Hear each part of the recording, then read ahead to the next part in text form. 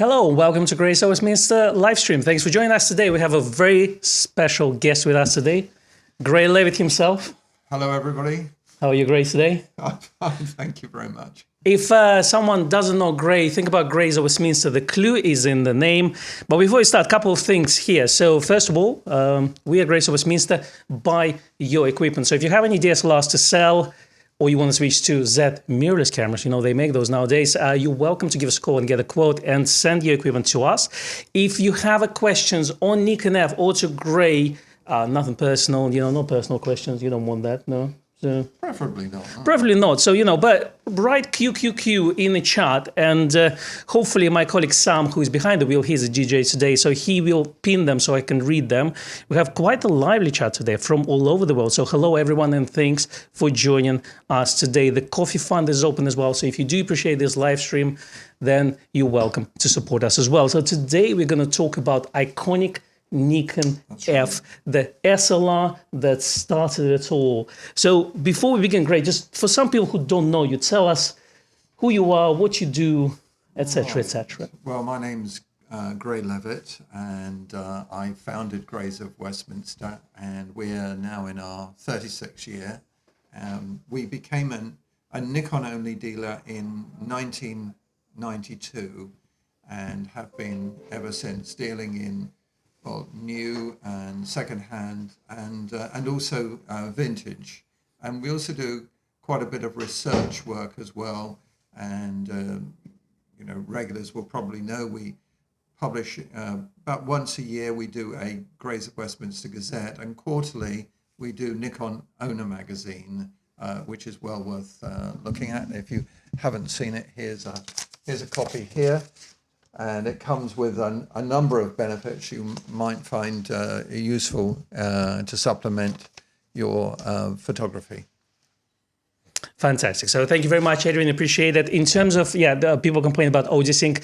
We managed to get it as close as we can. Unfortunately, Ata Mini doesn't allow us to set it to half frame per second. So we can set it to 5 frames and then we'll be slightly behind, or we can set it to 6 frames and we'll be slightly in front. So still work in progress. So we hopefully will get there. So great. We obviously exclusively Nikon, so why Nikon?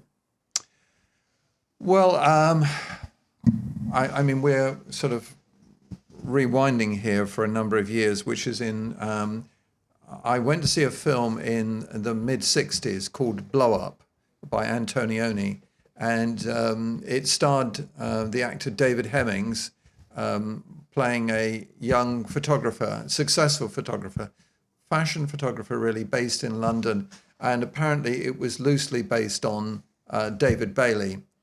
And the character he portrayed took a break from doing fashion shoots, and he went out to Merrion Park and just was taking pictures for his, just for himself, just for personal use.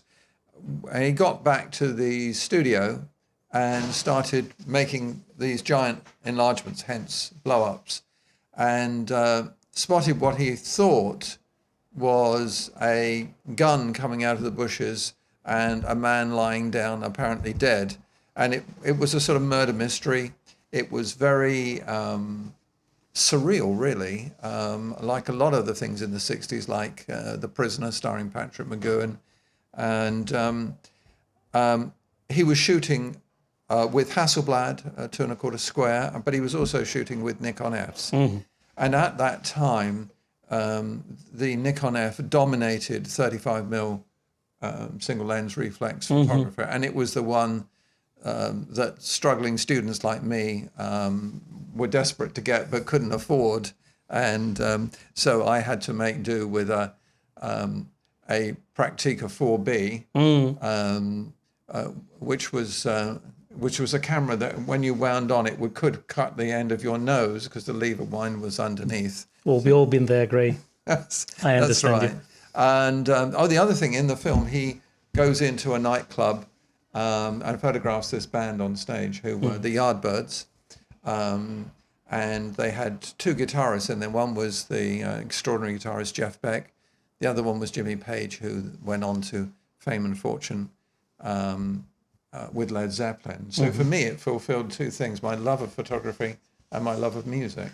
So when did the movie come out? 66. 66. So the Nikon F was released in 1959. In the June, yeah, in the mid-year. So the whole 50s and early area was dominated by rangefinders, and Nikon had successfully released Nikon S and Nikon S2 as well. So what was the decision for Nikon to decide to go to SLR designs? Were there any advantages over the rangefinders design? What was that? Well, yes, it's a good question. I think because they observed that there were a number of manufacturers making single lens reflexes, and I think Nikon have always had a very, very strong policy. If they see something that's successful, they monitor it, they research it, and clearly single lens reflexes, as they were, which is the ability to look through the viewfinder, and via the prism and the mirror, you're looking straight through the lens. So what you're viewing, you should get. But they decided to ramp it up into a whole new range.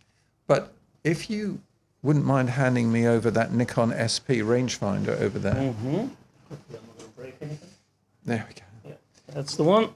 So this is the, I don't know if you can actually, how much you can see this, but this is the Nikon SP, and it was the zenith of their achievements. The P stands for professional, and the body design here, it has an interchangeable back, obviously interchangeable lenses. They took this basic design and started working actually in secrecy, quite a deep secret, even from other people in the Nikon organization. And the two senior individuals was a Mr. Fukita, who had designed everything from the first Nikon, which we now call the Nikon 1, right up until the SP, S3, S4 variants. And he got together with a very distinguished Japanese designer called Kamakura-san to work on a design for the Nikon F. Kamakura was very insistent that that visually it should make a statement. And he wanted this particular prism, which is like a sharp pyramid. And if you could hand me over one of those, that will do. Yeah, that will do. That's a chunky one. Oh, this is mine, my old one. This you can see this this prism effect here, and there were lots of issues about doing it this way. A number of factors they wanted it to cut it off, but quite rightly, Kamakura considered that this was very important. And eventually, the Nikon F was created and released in 1959. There was some negative reception in Japan, actually, because of the way this is designed. It looked like the headbands used by the ghosts that are in some Japanese folklore. So, there were certain sectors of the Japanese apparently who found that slightly uncomfortable. However, the reception in USA was huge. And it has to be said that the Nikon F is probably the most important 35mm single lens reflex ever made. And certainly, in my opinion anyway, such as it is, I think it stands up today. It's my favorite of all the 35mm single lens reflexes. Fantastic. So I would like to thank Adrian and Peter and also Fred. Thank you very much for your coffee support. We appreciate that. Oh yes, we really do. Thank you, chaps. You just don't know. I spent about an hour trying to connect the Blackmagic into the Ethernet. I've done everything, all the TCP addresses. The long story short, I restarted 5 times and somehow it connected. So, but if you see this white hair happening on my head, that's what happened. Thank you very much, Vince, as well. So just to back up a little bit. So yeah, a lot of people just looking through the comment, they love blow up. I watched blow up about 15 years ago as well. And it was interesting to me because obviously I loved England. I wanted to come here. And, you know, when I saw it, I never could quite understand because the story itself is quite mute because he sees the murder. And then, but there's lots of, you know, shoots happening in between. So, you know, it's like a detective story, but at the same time, it's also kind of a slice of life as well. So, that's right, yes. But they've started to develop Nikon F. In 1955, there was a secret project, as you say. So it was developed simultaneously with Nikon SP, which probably is the finest Nikon rangefinder. Yeah. And then also S3. And then they had 3 prototypes apparently. So in 1957, which they effectively, the camera was based on this. They introduced the prism, and they also had to develop the bayonet. And the bayonet for the camera, so what we call nowadays F-mount, is being used to date. So to design something like this, I think it was groundbreaking, isn't it? Because effectively they didn't need to change it for what, 60 plus years? Well, that's right, which was extraordinary that the Nikon F mount was almost built in non-obsolescence. And at times it must have been very challenging. And, there were lots of persuasive arguments for them to change their mounts. I mean, Canon did it with their 35mm single lens reflexes. But Nikon tried to stick with the mount so that pretty much whatever camera or camera body you had, there was a lot of compatibility into the future. And then the interesting bit I found as well, that they changed the design of the shutter from the cloth shutter, which was on rangefinder, to some sort of steel shutter. Yeah, well, the very, very earliest Nikon Fs still retained the cloth shutter. I think the first, well, opinions vary really, but I would think under the first maybe 40 or 50, they are cloth shutters, but then they went to a titanium foil shutter and they were the first to do so. And don't forget, they were also the first to have an instant return mirror. Question I have for you, because obviously the decision to switch from cloth to a metal, and that's actually was quite a big challenge because the shutter had to be quite thin and also not fail. And let's say the Nikon F, the shutter, they did specific tests which effectively had a motor drive attached to Nikon F, and it fired 100,000 shots, which is at that time was impressive. Yeah, well, it ran for 6 days and nights. And then another thing what I thought about is, which is common to Leicas and rangefinders. So if you leave your, let's say, rangefinder open to the sun, and let's say your aperture set to something like 1.4, the sun can make a pinhole in the closed shutter. Well, we occasionally we get in certain very, very early cameras where when we inspect the cloth shutter, you'll see a very, very tiny pinhole. That's just very, very incredible. And it's what surprises to me even that the Leica to this day use cloth shutter. And I'm not sure why is that, but it is very interesting. And then they announced the camera in March 1959. Yeah. But then they had a preview in April, and then finally it was released in May 1959. Now the price was 67,000 yen. So I did a bit of online research, and I went to inflation calculator, and not in dollars but yen. So because the inflation was slightly different in different countries, so in today's prices, it would be equivalent to about 393,000 yen, which is equivalent to about $3,000. So it was an expensive camera back in the day. It was, yeah. So I assume, let's say, poor student like yourself at the time couldn't afford one. Absolutely, absolutely. But then they also released a bunch of accessories, isn't it? I think the most important, when they released the camera into the market, they didn't just release one camera in 5cm lens. No. They also released all sorts of lenses and accessories. Which ones are you kind of the most obscure and favorite accessories at the same time? Obscure? And favorite, well, obscure are, because you don't see them that often, are the clip-on selenium cell meters, which pop on the top here and connect with the shutter speed dial. We see those occasionally. What else? Well, I've been expanding the system. I'll come back to your question, but expanding the system, of course, we had interchangeable focusing screens. Oh, yes, that's true. Again, the first. Yeah, and not only interchangeable focusing screens, but you, if you wore spectacles like I do, you could get whatever the diopter you were using, you could choose a diopter that matched your spectacles and pop it on the rear of the camera, and then use the camera without the need for wearing your specs. And of course, eventually we had the motor drive. So effectively, there was a predecessors for diopter adjustment lenses, Yeah, which we now, have the good fortune that you can just dial them in. That's true. But, That's true. When you first started here, we used to have a Nikon camera, which had a wheel on the back with all the diopters in, and you dialed them through, and a rail with all the different focusing screens. That's right. And then also, obviously, the camera gave the birth to a lot of cheap options like Nikkor Mats and Nikkor X cameras, isn't it? Yeah, because they only had the one camera, and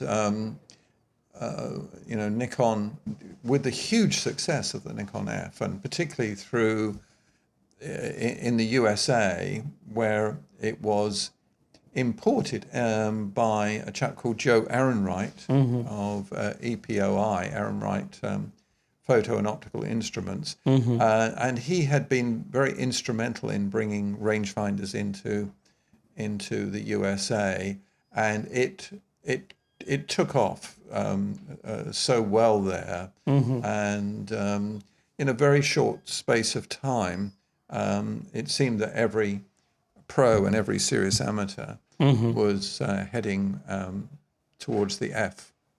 I see. John says that he has a Nikon F from 1960, so that's quite nice. Who said this? John Ishii.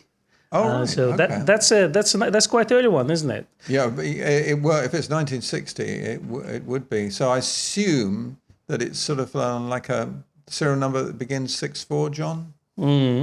That's it. That's quite interesting. And then Nikon F was one of the first SLRs to have 100% coverage in the viewfinder, isn't it? Yeah, very important. Tell me about different coupling settings on Nikon Fs, because I always was confused, because obviously they have different prisms, different variants, and they would couple with the meter head slightly differently. That's right. What was the difference? Oh, I see what you mean. When they introduced their first metered head, which when you see it's called the photomic, and it's got in the head, you'll see it's got we sometimes call the cyclops. But it was a cadmium sulfide meter, so it wasn't metering through the lens, it was metering this way, but you had to couple it up to the widest aperture of the lens in use. So you had, for example, on my old F here, you would set the aperture to 5.6, and it neatly aligns with those sort of, you probably can't see this, but this coupling fork on here, sometimes known as rabbit ears, because that's what they resemble. And you popped it on at 5.6 and gave it a twist, and the little prong used to drop down from the photomic head, and you gave it a couple of twists, and it would then set the head to the widest aperture of the lens that you were using. Oh, I see. Okay. And then we also had the release of photomic head at some point, yeah. So that's in the one I mean. 1962, yeah. That's the one. That's the external metering one. It's not through the lens. It was the next one, the photomic T, that did that. And then they had T, TN, and then the last version was FTN, yeah? I would like to ask our viewers, which one is your favorite Nikon F? Is it OG Nikon F, the plain prism one, or is it the one with a metered head? So we call it photomic, let's say, or photomic T, FT, or FTN. Now, yes, so we have 1959 release of the original Nikon F, so 1962 photomic came out, and then 1965 they had the T version. So also by 1965, apparently 6 years after the release of the camera, they sold 200,000 cameras. That's right, yes. And the 200,000th camera was presented to the late, magnificent David Douglas Duncan. And Mr. Duncan was the person that when he was on a shoot for the Korean War, discovered Nikon lenses. He was shooting with Leica at the time, and a Japanese photographer who became his stringer came in and took a picture of Duncan, and it was in a dimly lit room, and Duncan said to him, "Oh, that'll never come out." And the following day, Yun Miki came in with this beautiful photograph of him, and bitingly sharp, to which David Douglas Duncan insisted on being taken to the factory. And Nikon at the time were called Nippon Kogaku, which means Japan Optical. And the name Nikon came from the NI of Nippon and the KO from Kogaku, to which they added the letter N to make it more palatable for Western ears, I guess, and Western speech. And Duncan bought 3 Nikkor lenses in a screw mount and used them on his Leicas. And he started taking photographs during the Korean War. And he was really one of the first photographers really using a portable 35mm camera. And it started an explosion of interest in Nikon products from the West. And he was really responsible for introducing Nikon to the world outside Japan. And many, many years ago, I was a guest of the president in Japan, and I was up in his office, and he showed me a picture of Picasso.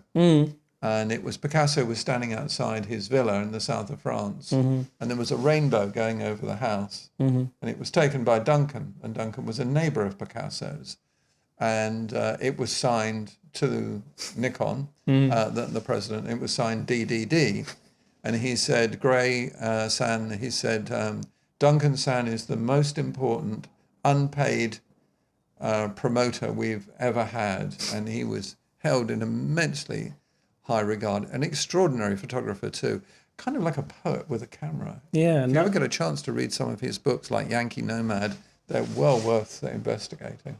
And now you have YouTubers selling you on all other gear. Here you have it, folks. Good old times. But what was the reception of the camera back in the day? How did it change the photographic industry and professional photographers?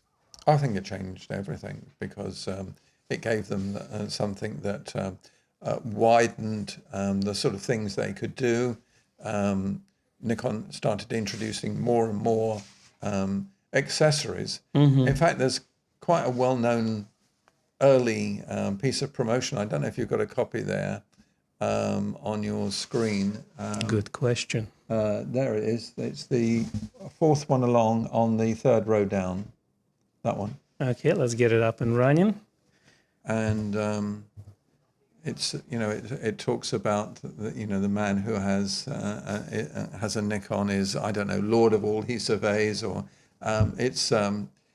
and you've got a chap who's kneeling with a camera, and he's surrounded by what seems to be a forest of accessories and lenses and backs. There it is master of all he surveys, the man who owns a Nikon. And a man of very fine taste, I would say. Yes, and of deep pockets. Oh, yes. Oh, yes.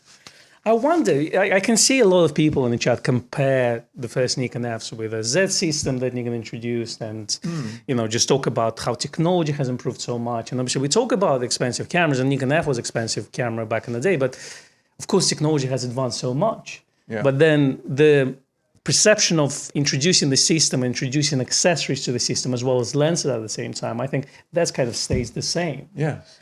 And if you look at some other images as well, I mean, they've introduced so many lenses and accessories. It's incredible. I mean, just with the camera, they released 3.5 lens, which is 35mm, 2.8, 5cm f2, 10.5, and 13.5.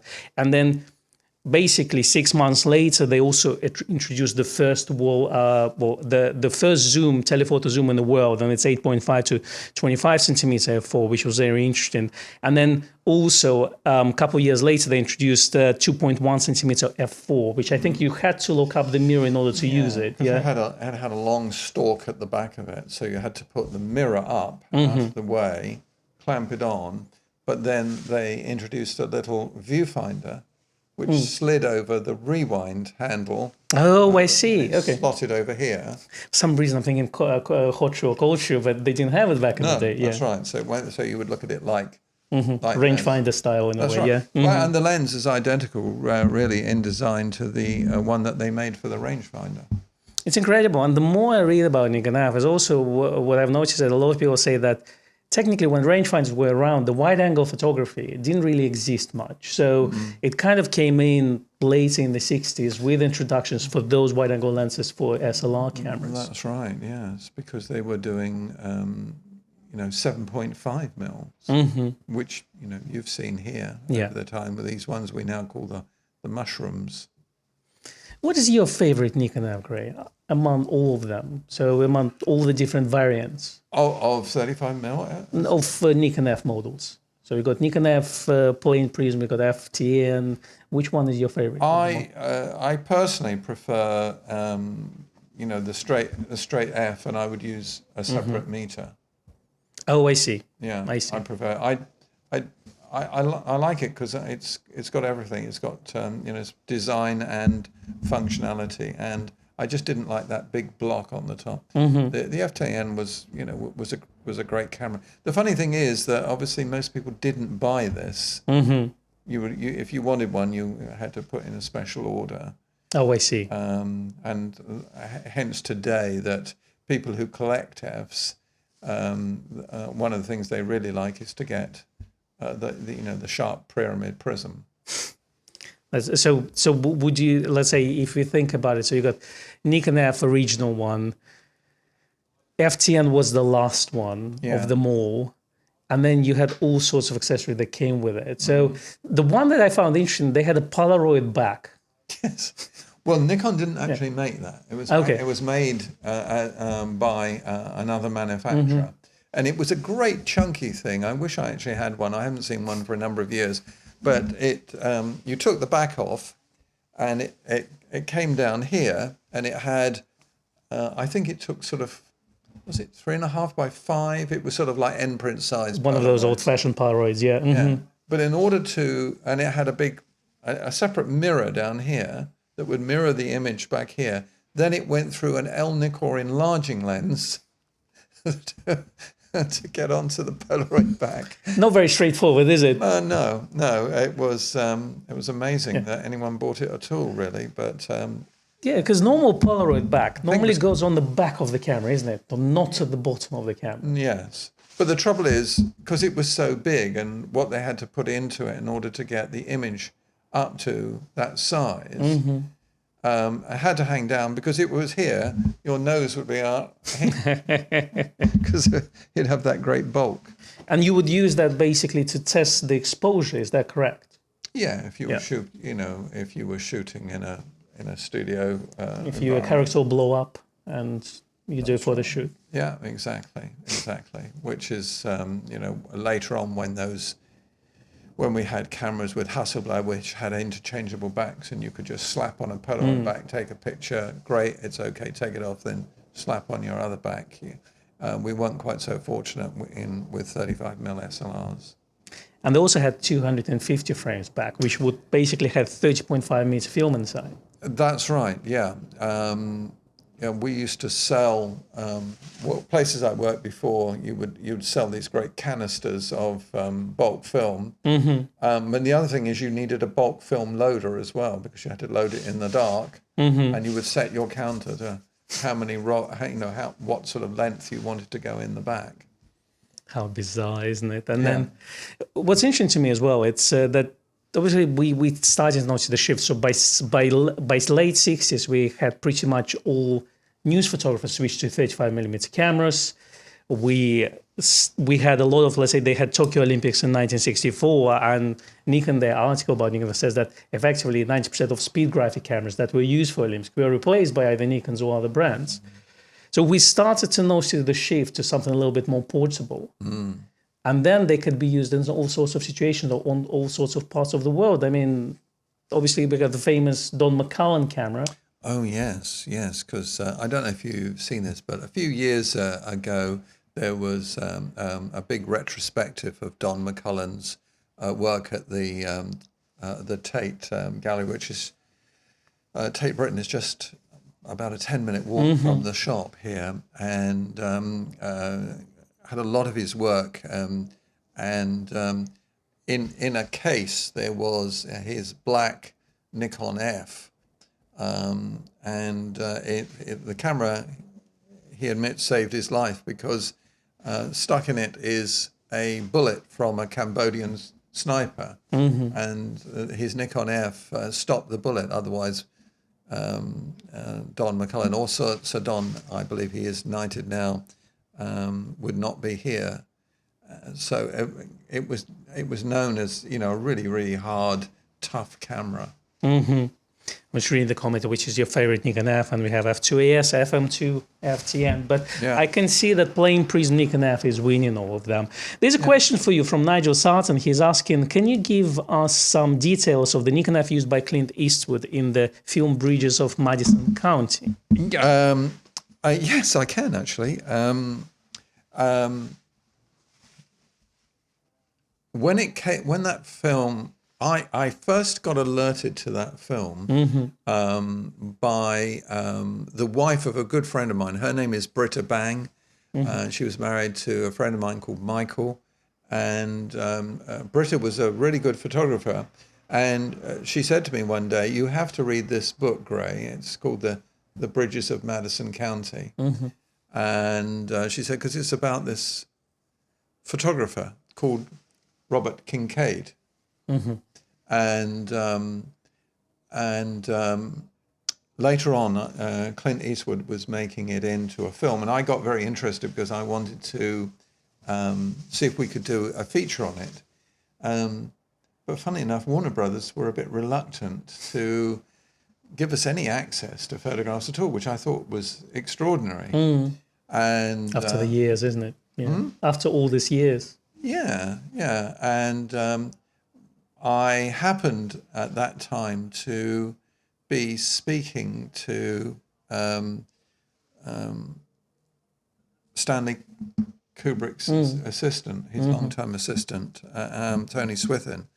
And he said, "What's up?" And I said, "I've got some challenges." And he said, "What?" I said, "I don't want to bother you with it." And so he said, "Oh, what?" And while he was chatting to me, I guess Mr. Kubrick must have come into the room and asked what the query was. And he said, "How can we help you?"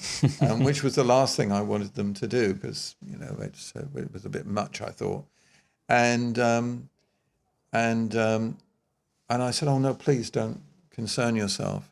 Anyway, 10 minutes later, I had a phone call from a Mr. Julian Senior, who was the head of Warner Brothers Europe, who rang me up. It's a bit like the Queen ringing you up saying you're having a problem getting one of my postage stamps. Anyway, and I said, "Well, I'm sorry you've been bothered." And he said, No, that's not a problem.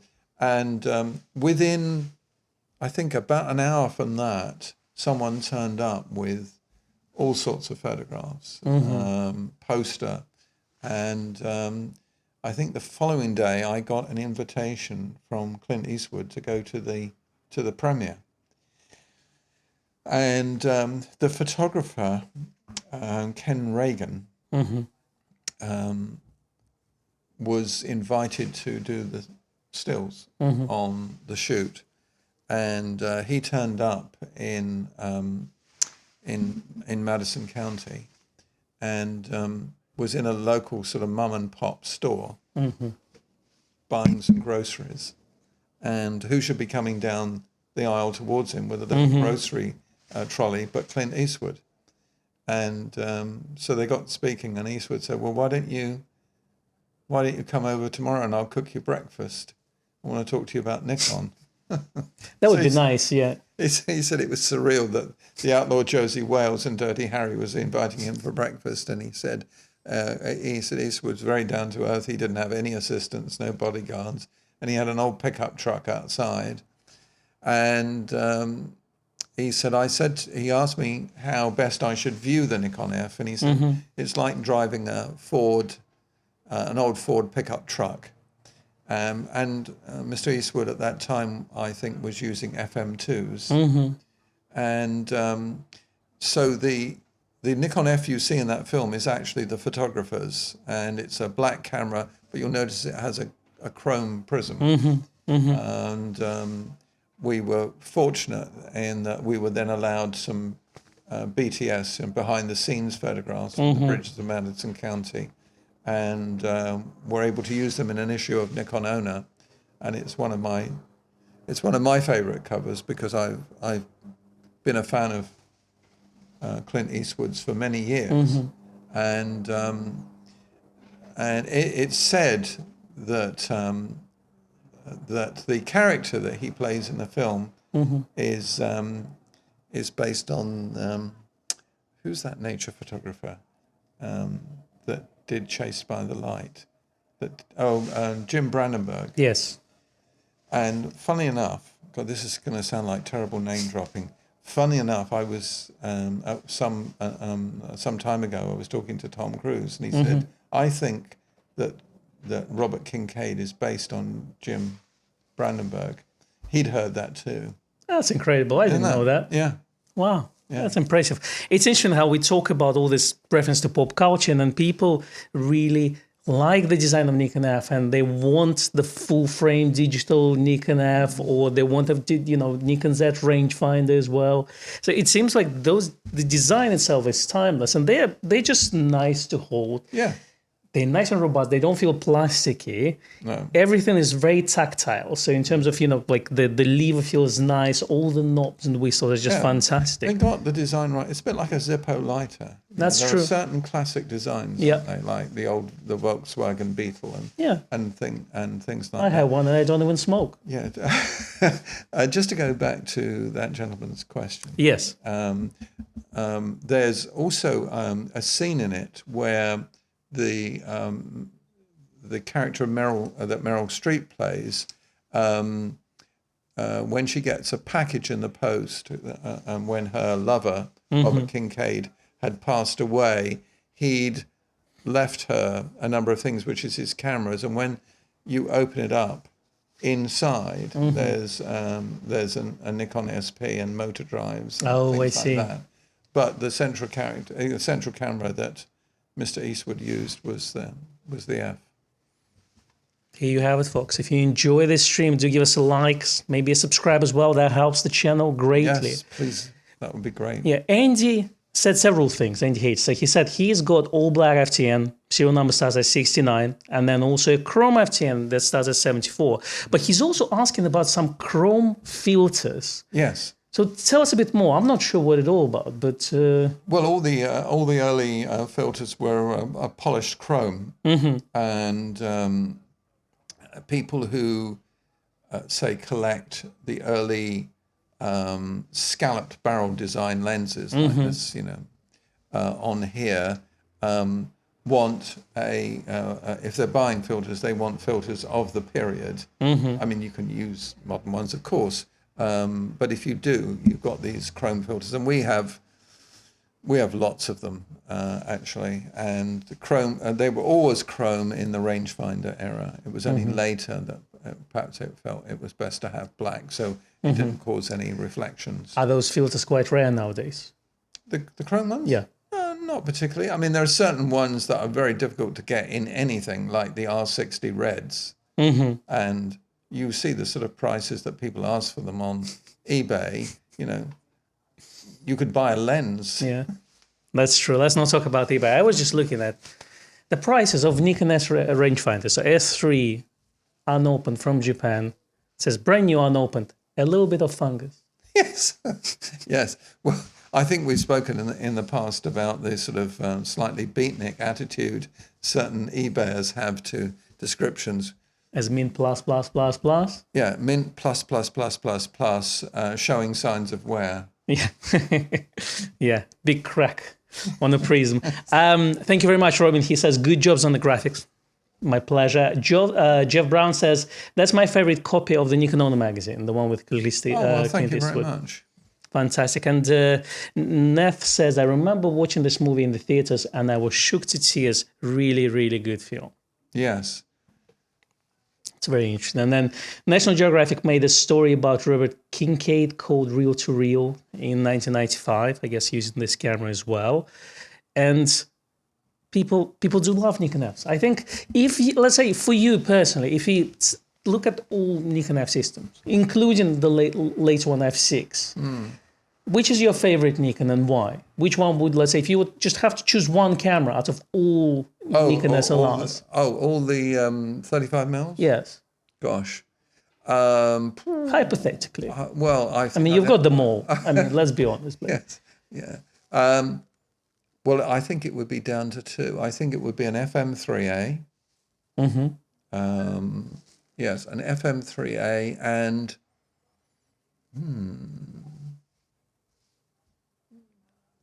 probably an F6. Why would you shoot with Nikon F nowadays? What different of views of this camera compared to, let's say, more modern cameras? I mean, a lot of people coming back nowadays were saying, I want to buy a full manual camera. I don't need all the aperture priority. I don't need the meter. I just want to get a plain camera. So especially Leica enthusiasts are really into that. So they would go for, I think, Leica MA, which is just their mechanical camera. So does Nikon F basically do the same thing? I think it does. I think my reason for using it is may just be mine, and other people have other reasons. I remember when I bought my first Rolleiflex twin lens reflex many years ago, and I went out and I felt because I had to look down into the waist level finder and compose. Because I wasn't doing sports or anything fast, I actually spent my time taking and not bang, bang, bang, bang, bang, which you see certain photographers have a tendency to do. But I like using the F because I think it's there's something satisfying about it. It's as satisfying as taking your vinyl out and putting it on a record player. I mean, it takes time, and you've got to turn it over. Whereas, people, I think it's a sort of a process. It's a sort of a very calming. It's a very calming thing. That's what I enjoy about it. Come join us for the second hour live stream where we talk vinyl exclusively. Just gonna get one up here. Put it on. That's right, yes. So, well, I read somewhere recently in one of the newspapers that a huge percentage of the people that are buying vinyl don't even own a record deck yet. Well, they buy them as frames, apparently. That's a new thing. So you just buy vinyl, you frame it. You don't even listen to it. Oh, I see. Or you buy those Crossley type of vinyls, which is about £30, which has a plastic needle on it, and it damages your vinyl while you listen to it. So, but that's what's vinyl culture nowadays. Right. I cry inside. But let's get back to the cameras. I mean, a lot of people talk about their favorite Nikon F cameras. A lot of people say that, yes, coming back to Nikon F is a very interesting experience. I actually never shot with Nikon F, and that's something that I think I really ought to try. And you know what I kind of caught myself on when you said about waist level viewfinders? I actually never tried waist level finder on the 35mm camera. I use it on Hasselblads and my Mias, but medium format cameras, but not on 35mm. And it's not easy though. Is it because the focusing screen is quite small? It's so small. I mean, it has got a little pop-up magnifier, but then you bring it up to here. That's the only way I could use it.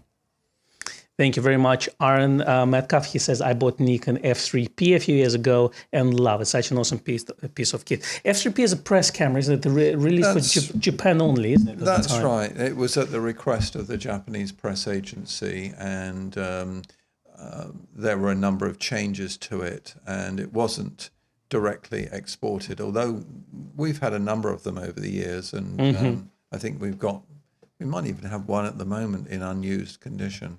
Oh, that's nice. Didn't know that. Let's definitely have a look at it after.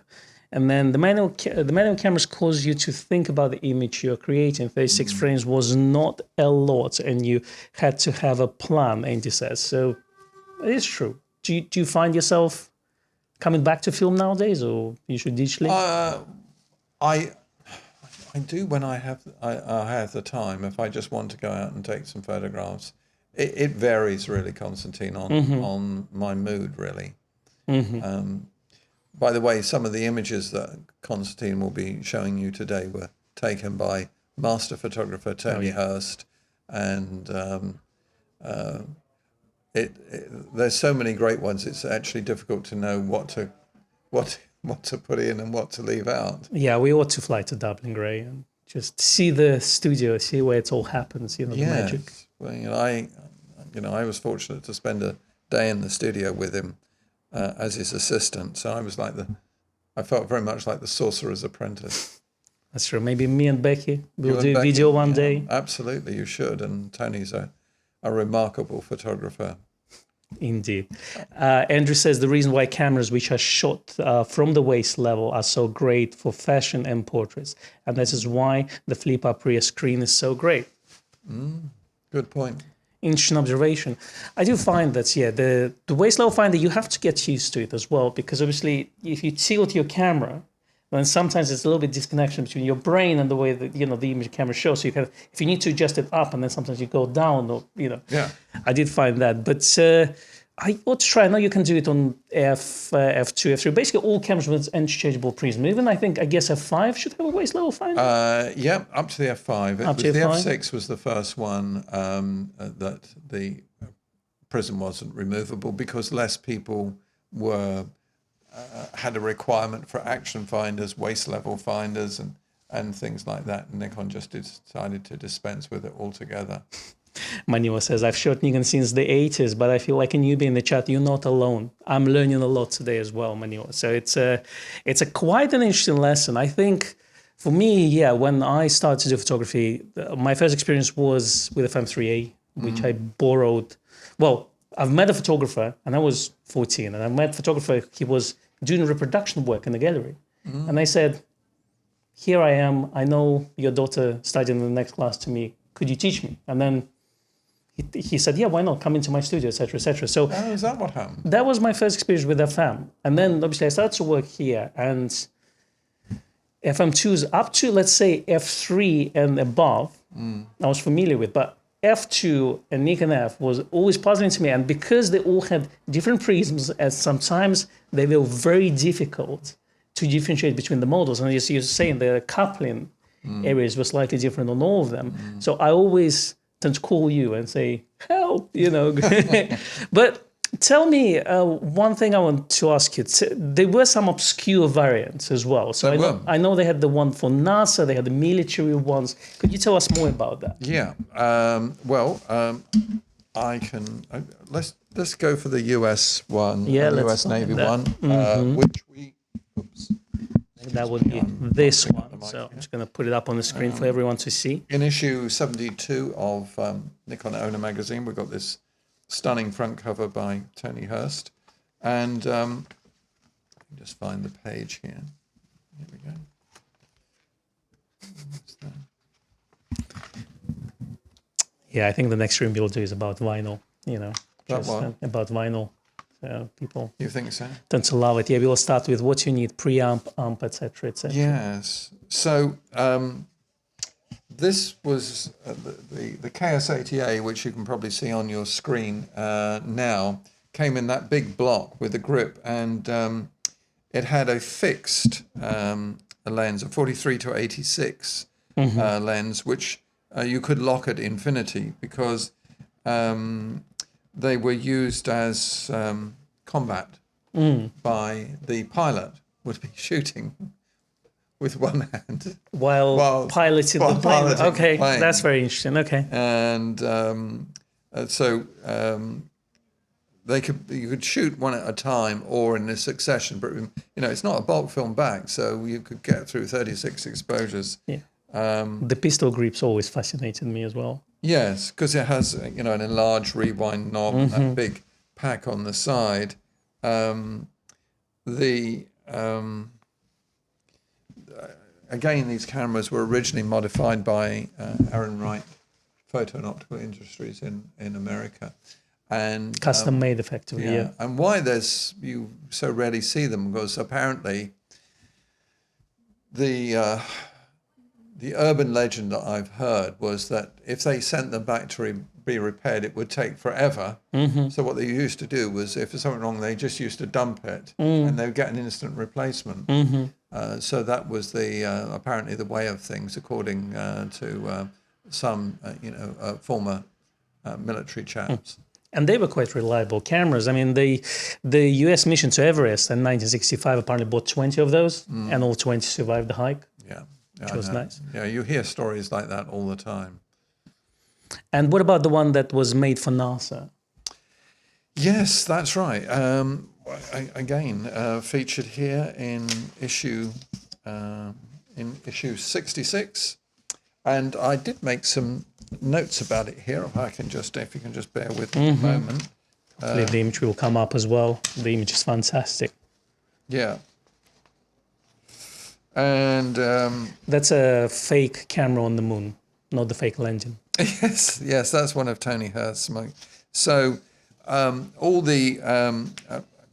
according to the notes here, initially the lubricants and adhesives were formulated by NASA. Okay. And given to Nippon Kogaku, given to Nikon, so that the special team at the Ohi factory in Japan could assemble them. Also, rather than go to 36 exposures, it went to 72, and they had an extra thin film that they developed. Oh, I see. Okay. So they could use 72 full frame. So it would come in the same canister, but because it's thinner, it could pack more frames. Very interesting. Okay. Yeah, and so that's what they did, and it was the late Apollo era, so the Skylab missions, in other words. Yeah, I remember we had the Nikon F3 on display for about a year. Yes, courtesy of Nikon UK. Jeremy Gilbert, who's retired a while back, he let us use it for a year or so to have on display, for which we're very grateful to Nikon for. And it was interesting to me because the lens had those kind of spikes coming out of it, and that's for the gloves, isn't it? So yes, because your gloves are so big that trying to grip hold of the lens would be impractical. That's very, very interesting. I mean, if you think about the Nikon F that started all SLRs, and then we had them pretty much, Nikon F6 was discontinued about 3 years ago, isn't it? So that's effectively 2018. So we had it from 1959 to about 2018. That's almost 60 years. Yeah, well, when you think really the F existed from 59 right through to 73, they were still making it 2 years after they'd introduced the F2, because there was still a demand from people who hadn't quite decided to make the move to the upgraded F2 system. When you got your first job at photography store, so which cameras were sold by Nikon at the time? Were it Nikon Fs, Nikon F2s, F3s, or Nikkomat? Nikkomats? Nikkomat and Nikon F. Those were the only two. So what kind of people did you see with Nikon Fs at the time? Wealthy. Yeah? Yeah. Well-heeled. And or you'd run into you'd see photographers at rock shows would usually be using a Nikon F. I mean, the Nikkomat actually is incredibly well made, and the way they were able to keep the price down was not have interchangeable backs. You couldn't put bolt back. You couldn't put on a motor drive, and you couldn't change the focusing screens. That's true. You couldn't change the prism as well, could you? No. It's a fixed prism, but it's 100% viewfinder, depth of field preview, takes all the lenses, and you can hammer nails in it. That's true. Jay Barclay says, "I'm surprised that Nikkomat seems so underloved. Why is it, Grace? Gray, what do you think?" And I mean, you answered that question pretty much, I would say. Oh, well, I guess cruelly people used to call it the poor man's Nikkomat, or the poor man's Nikon F, I should say. And I think that's very unfair, because it's a terrific camera. In fact, if you ever see the work of the the late Simon Marsden, Sir Simon Marsden, who took those beautiful infrared black and white pictures, sort of very haunted images. He used nothing but Nikkor mats, and every time I found a black Nikkor mat, or I took one in that wasn't in perfect condition but working perfectly, I used to stick it to one side because I knew at some point Simon would buy it.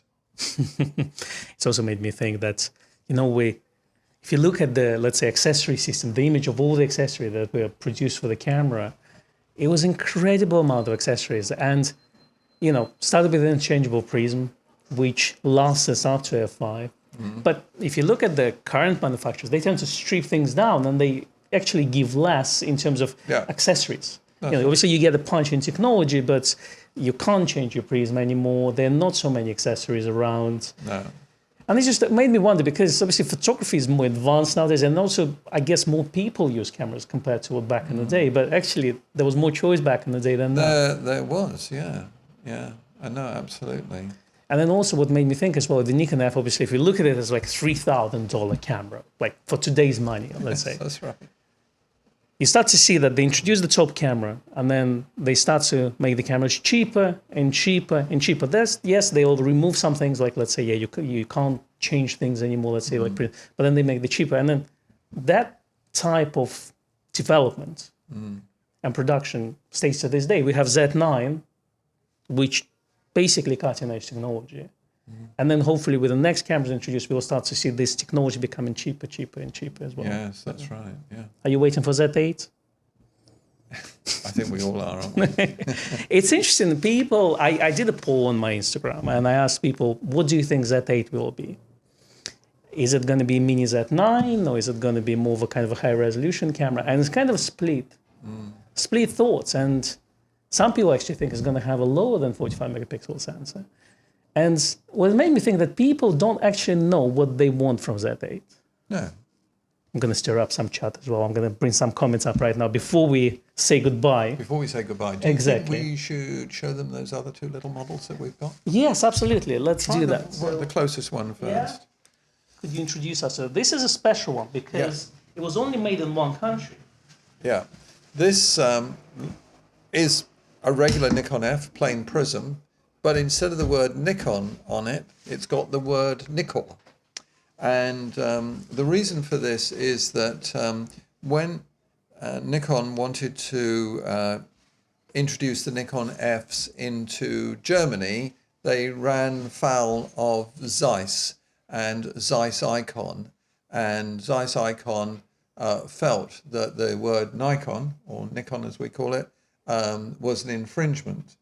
And Nikon, not wanting to get into any sort of legal upset in that country, all their cameras, all their accessories, all the literature had to be changed to Nikkor.